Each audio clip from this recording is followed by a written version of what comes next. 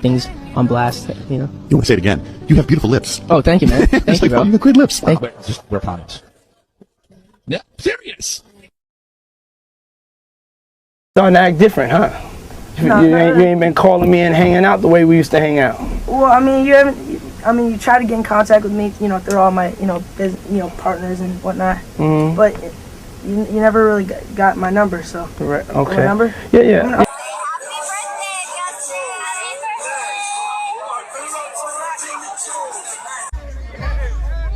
Welcome to the family, John.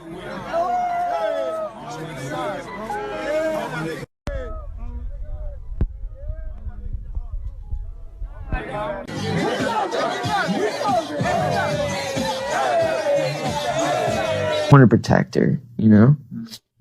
I don't want her to go through anything I went through. What's wrong with these people? Yeah, they're definitely, they're demonic. And, you know, you got somebody like this young kid coming into this, hey, I've got some talent or whatever. I want to make a record or be in a movie or what have you. And you got real monsters, demonic monsters that are running Hollywood and are running the entertainment industry, running politics and sports as well. Okay. Yeah. You've got to be, you know, if you think about the child stars of like the 80s, okay, so Gary Coleman, the guy that played his brother on Different Strokes, a whole bunch of those kids are messed up. Some of them, like Gary Coleman, are no longer with us, right? If I were a parent, there is no way that I would allow my child to get involved in the entertainment industry. Yeah, it's demonic. They're preying on children. But this is also what we see when we see schools organizing drag queen story hour. What? Right. Why do you want to come and read books to children? Right. This is not right. Yes. Yeah, and they're trying to normalize it. Mm-hmm. You know, we have, and this is why this case with Diddy is so catastrophic, because I think it's gonna talk, you know, open up a lot of different areas like this, talking about how these children, these young teenagers, are handled within Hollywood, and not just Hollywood elite circles, you know, music, fashion, acting, all of it, like the schools, you know, all of it. These people, there are predators. Yes, they are all over the place. And now we know, you know, and they admit they use a lot of influence, a lot of drugs, a lot of just all kinds of things to just destroy these children. Blackmail. You've got this Sean Combs. Some of these people were like hip. They were like, oh, I'm not going to drink from an open container. Mm-hmm. So they worked around that and would inject the drinks, so it would appear that they never were open, but they would still have drugs in them. And people lose consciousness. They can't give consent. They don't know what happens. And a lot of lives have been, my wife and I were talking about Cassie Ventura, and I was just saying, you know, I know that woman has to be very damaged emotionally, you know. And people say, oh, well, you know, she was young. We've all done dumb things when we were young. But when she's trying to run out of that hotel room, okay, and this monster, literal monster, comes, beats the crap out of her and drags her back in, okay? And that's just one we saw. The fashion house Balenciaga released these pictures of children holding stuffed animals in BDSM outfits, sparking a massive outrage. There was a whole cancellation of Balenciaga. Now they're back in fashion with a lot of these celebrities. Many of them had stopped wearing them just for a short time. Right. But I mean, this whole thing, I mean, these are weird pictures, you know, of just strange. This was an ad. This was all part of an ad for children's clothing. And so you see the child here couldn't be any more than 5. I don't think she's 5, holding some BDSM bear, plush bear with a chain around its neck. I mean, a lot of just dark stuff. Very, very. Again, here we have it here. This is the bear. Here, it's weird. It's so strange. Let's call it what it is. This is not by coincidence. This is demonic. A lot of these people are literally selling their souls for fame and fortune. As Sean Combs is finding out, though, the bill can come due long before you die. Okay. Mm-hmm. So it's quite probable that he's going to spend the rest of his life in a prison, in a maximum security prison. Okay. And that's where he deserves to be, right along with Harvey Weinstein, R. Kelly, Danny Masterson, and others. Okay.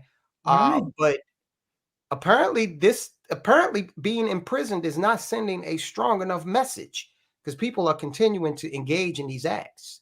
Yeah. And so that's how you know it's something spiritual, you know, something that they're getting out of this. And a lot of it has to do with children. And I'm not just talking about the abuse of children sexually, physically, also the abortion. We're seeing that being done in, you know, on demand. And again, this is another part of this whole ad campaign here. Take a look here. This obsession with pornography. This is the Balenciaga thing again, where you know, they're advertising this purse. So at first glance, it seems innocent, but when you zoom in to the documents, it's about child porn. So the document is actually the Supreme Court ruling Ashcroft v. Free Speech Coalition. This document, again, this is supposed to be something just random. They were showing off the bag, but they have it laying on these This is an ad campaign, people. Oh yeah, that's by design. Laying on these documents, and on the document, it wasn't just any old paper. It's specifically referencing a ruling, a case of an insane child abuse theme, where this Ashcroft v. Free Speech Coalition reverses a significant portion of the Child Pornography Prevention Act of 1996. So, I mean, why would they do that? Right. You know, it's just, again, you know, this book here in the same ad, they have this Michael Borman's book. And you're thinking nobody's going to zoom in and look at this book. Well, if you actually read the book, it's a book about children eating each other. So it's just, this is what's in that book. Naked children covered in blood and limbs on the floor. It's just strange. It's strange and very sick. Sick. Yeah. Yeah. It's sick.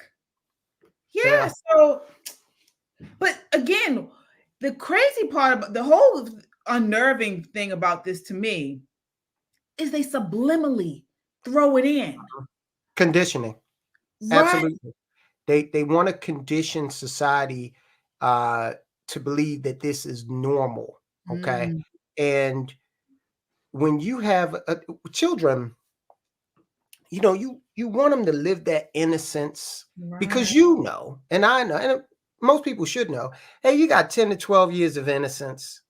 Right. And then the next 70 is real in the field. You know what I mean? So go ahead, let them be innocent. They will encounter all of this stuff just like you did, just like I did, you know, just like all of humanity did. It doesn't have to be pushed on them. Okay.